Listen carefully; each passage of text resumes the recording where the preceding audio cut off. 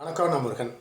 மருத்துவர்களுக்கு எதிரான குற்றத்தில் குற்றவாளிகளுக்கு தண்டனை வழங்குவதற்காக புதிதாக ஒரு சட்டம் இயற்றப்பட வேண்டும் மருத்துவர்கள் போராட்டம் நடத்துகிறாங்க. அப்படி ஒரு சட்டம் கொண்டு வருமா அப்படின்னு பார்க்கலாம்.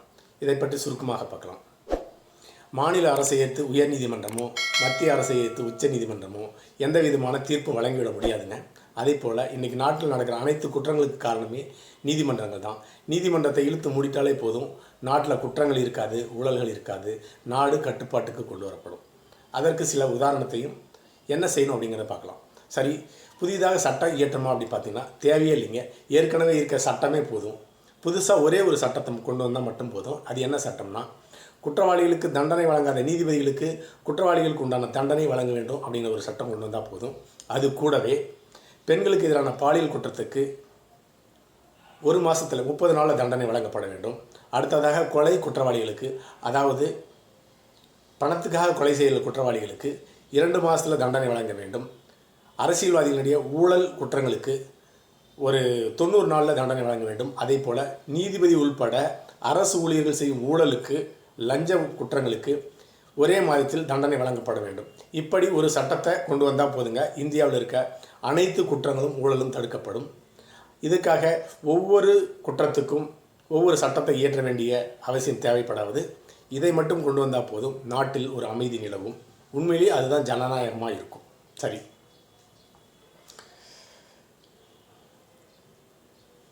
எத்தனை கடுமையான சட்டங்களை இயற்றினாலும் நீதிபதிகள் பார்த்து குற்றவாளிகளுக்கு தண்டனை கொடுத்தா தான் உண்டு. அப்படி கொடுக்கலன்னா யாருன்னு அந்த குற்றவாளிக்கு ஏன் தண்டனை வழங்குன்னு நீதிபதிகளையோ நீதித்துறையோ கேட்க முடியாது. அப்படி கேட்டால் அது நீதிமன்ற அவமதிப்பு வழக்கு, நீதிமன்ற அவமதிப்பு. அப்படி கேள்வி கேட்குறவங்களுக்கு தண்டனை உண்டு.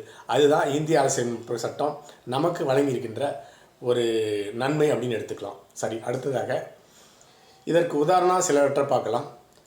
சென்னை சேர்ந்த நரம்பியல் மருத்துவர் சுப்பையா அவர்கள் 13 வருடங்களுக்கு முன்பு கொலை செய்யப்பட்டார். 11 பேரால் கொலை செய்யப்பட்டார். அந்த கொலையில் ஒரு வழக்கறிஞரும் இருக்கிறாரு. அப்படிப்பட்ட இந்த வழக்கு 13 வருஷம் கழித்து குற்றவாளிகள் யாரும் குற்றத்தை செய்வதற்கான ஆதாரத்தை நிரூபிக்கலன்னு சொல்லிட்டு, ஆதாரம் கிடைக்கலன்னு நிரூபிக்கப்படவில்லைன்னு சொல்லிட்டு குற்றவாளிகள் அனைவருமே நீதிமன்றம் விடுதலை செஞ்சிட்டாங்க. சிசிடிவி ஃபுட்டேஜ் இருந்தும் விடுதலை பண்ணிட்டாங்க. அப்படி என்றால் பாதிக்கப்பட்ட நரம்பியல் மருத்துவர் சுப்பையா இறந்தது உண்மை, அவர் கொலை செய்யப்பட்டார் என்பதும் உண்மை. ஆனால் குற்றம் நிரூபிக்கப்படவில்லை, சரியாக நிரூபிக்கப்படவில்லை. சென்னை உயர்நீதிமன்றம் அனைவரையும் விடுதலை பண்ணிட்டாங்க. ரொம்ப சந்தோஷம். ஆனால் அவர் கொலை செய்யப்பட்டார், செத்துட்டார் அப்படிங்கிறது உண்மை. அப்படின்னா சென்னை உயர்நீதிமன்றம் ரீஇன்வெஸ்டிகேஷனுக்கு உத்தரவிட்டிருக்கணும். அப்படி உத்தரவிடவில்லை. அதுக்கு காரணம் என்னென்னு பார்த்தோம்னா, நீதிபதிகள் குற்றவாளிகளுக்கு தண்டனை வழங்கவே விரும்பவில்லை என்பது தான் உண்மை.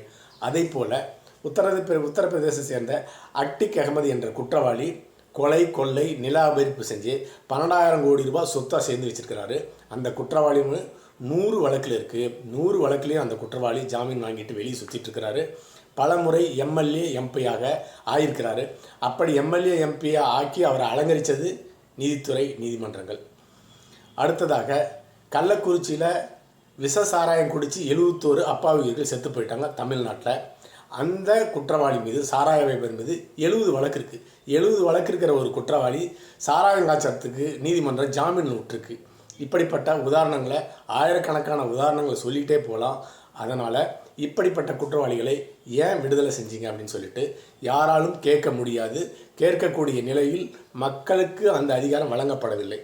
அதனால் குற்றவாளிகளை விடுதலை செய்யும் நீதிபதிகளுக்கு குற்றவாளிகளுக்கு உண்டான தண்டனை வழங்கப்பட வேண்டும்.